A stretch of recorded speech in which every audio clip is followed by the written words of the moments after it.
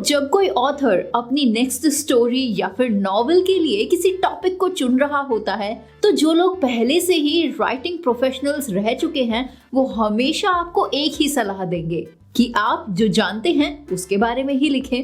ऐसा इसीलिए है क्योंकि अगर आप अपने एक्सपर्टाइज्ड एरिया से रिलेटेड कुछ बोलते हैं या फिर लिखते हैं तो आप कमांड और जुनून के साथ बोल सकते हैं। और ऐसी अथॉरिटी और पैशन ना सिर्फ एक ग्रेट स्टोरी या नॉवेल बनाने में आपकी हेल्प करती है, बल्कि ये आपको एक अच्छा पब्लिक स्पीकर बनने और एक ग्रेट स्पीच डिलीवर करने में भी आपकी हेल्प करती है। जब आप एक साथ उन सभी चीजों को रखते हैं जिनकी आपको जरूरत है, जो अपनी ऑडियंस के सामने आप प्रेजेंट करने वाले हैं, जिन्हें आप अमेज करना चाहते हैं, तो आपको इन दोनों एलिमेंट्स मतलब अथॉरिटी और पैशन की जरूरत तो होती है, लेकिन उससे भी ऊपर आपको अपनी स्पीच को परफेक्ट बनाने के लिए उन्हें कुछ देना होता है।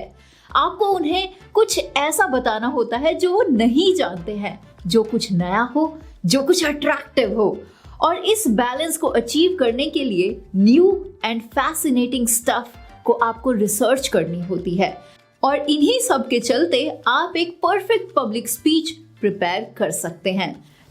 कभी कभी आपको अपनी ऑडियंस को कुछ ऐसा बताना होता है जो शायद उन्होंने पहले कभी ना सुना हो सकता है वो केवल एक नया जोक हो या फिर कोई ऐसा ह्यूमर जो उन्होंने पहले कभी नहीं सुना हो, या आप एक अट्रैक्टिव स्टोरी या कोई किस्सा भी अपनी स्पीच में ऐड कर सकते हैं जो डायरेक्टली आपकी बात से रिलेट करता हो, क्योंकि ये उनका ध्यान अट्रैक्ट कर सकता है और उन्हें बता सकता है कि ये एक इंटरेस्टिंग टॉपिक रहेगा उन सभी के लिए, क्योंकि ऐसे में उनका इंटरेस्ट सिर्फ आपकी कही हुई बात को सुनने में होगा। ऐसा कोई भी जोक या फिर ह्यूमरस थिंग को आपके लिए ढूंढना थोड़ा मुश्किल हो सकता है। ये एक चैलेंजिंग टास्क होगा, लेकिन ये ठीक भी है, क्योंकि क्या चीज कब आपकी ऑडियंस को हिट कर जाएगी ये तो शायद आप भी नहीं जानते हैं। और ऐसे में आप एक अम्यूजिंग या फिर कोई फनी सिचुएशन के बारे में भी सोच सकते हैं जो आपके पास्ट में कभी आपके साथ हुई हो, क्योंकि उस सिचुएशन की स्टोरी को जब आप खुद से रिलेट करते हुए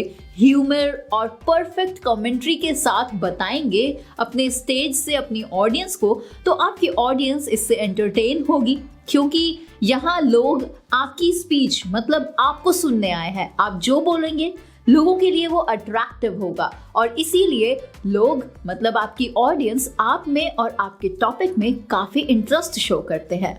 कभी कभी ऐसे मटेरियल को खोजना या फिर उसकी रिसर्च करना आपकी ऑडियंस के लिए नया हो सकता है, और उसे पहचानना आपके लिए इजी भी हो सकता है। हो सकता है कि आपको स्पीच देने के लिए इनवाइट इसीलिए ही किया गया हो क्योंकि आपके पास उस टॉपिक में कुछ एक्सपर्टीज है जिसके बारे में आपकी ऑडियंस जानना चाहती हो। फॉर एग्जाम्पल, अगर आप स्पीच दे रहे हैं कोई स्क्रैच से कंप्यूटर या फिर पीसी कैसे बना सकता है और यही आपका टॉपिक है और आप इसके बारे में बहुत कुछ जानते हैं, तो आप एकदम सही सिचुएशन में हैं। और ऐसे में आपके लिसनर्स डेफिनेटली आपकी प्रेजेंटेशन से बहुत कुछ सीखेंगे, और आपकी प्रेजेंटेशन पूरी होने के बाद आपके लिए बहुत सारे क्वेश्चंस वेट भी कर रहे होंगे जो कि आपकी ऑडियंस आपसे पूछेगी, क्योंकि आपने उन्हें कुछ ऐसा बताया है जो वो नहीं जानते थे। हालांकि अगर आपका टॉपिक कॉमन नॉलेज एरिया से रिलेट करता है या फिर इसी पर बेस्ड है, तो आपको शेयर करने के लिए चीज़ों को ढूंढने के लिए कुछ रिसर्च करनी पड़ सकती है, जिससे कि आपकी ऑडियंस अमेज्ड हो सके, क्योंकि हर एक स्पीकर यही चाहता है कि वो अपनी ऑडियंस को कुछ ऐसा एक्स्ट्रा ऑर्डिनरी डिलीवर करे जो उनकी ऑडियंस नहीं जानती हो।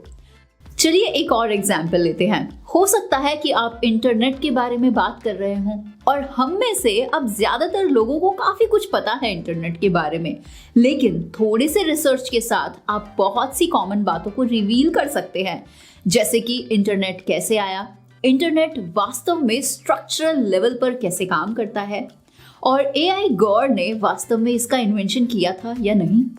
वैसे इन्होंने नहीं किया था, लेकिन इंटरनेट पर इतने सारे मिथ्स भी अवेलेबल हैं जो आपकी प्रेजेंटेशन स्पीच को काफी इंटरेस्टिंग बना सकते हैं, और ये आपकी हेल्प भी करते हैं, जैसे कि वायरस कैसे काम करते हैं, या फिर अफ्रीकन प्रिंस ने सच में $5 लाख मिलियन की लॉटरी निकाली है या नहीं।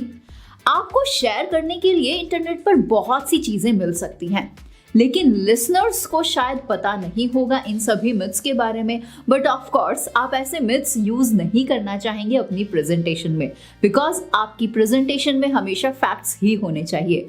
तो अपने रिसर्च को अच्छे स्ट्रॉन्ग मटेरियल के साथ अपनी स्पीच को रेडी करने के लिए आपको यूज करना है, लेकिन उन इंफॉर्मेशंस को ऐड करने के लिए रेडी आपको रहना है जो आपके लिसनर्स को बाद में कॉफी टाइम पर आपके बारे में बात करने के लिए एनकरेज करे। And that is it. अगर आप अपनी स्पीच को मेमोरेबल बना पाते हैं तो लोग आपको एक ग्रेट स्पीकर की तरह हमेशा देखेंगे, और पॉसिबिलिटीज हैं कि लोग आपसे मिलना भी चाहेंगे और आपको दोबारा सुनना भी पसंद करेंगे। और इसीलिए ये और ज्यादा इंपॉर्टेंट हो जाता है कि आप अपनी ऑडियंस को हमेशा कुछ नया डिलीवर करें, उन्हें कुछ ऐसा बताएं जो वो नहीं जानते हैं। वैसे आप master the art of public speaking training program में भी खुद को एनरोल करके इन सभी नई चीजों के बारे में सीख सकते हैं, जहां स्टेप बाय स्टेप हम आपकी कमजोरियों को दूर करते हैं और आपके अंदर आप सेल्फ कॉन्फिडेंस को नोटिस कर पाते हैं और लोगों के बीच बोलने के लिए तैयार हो जाते हैं।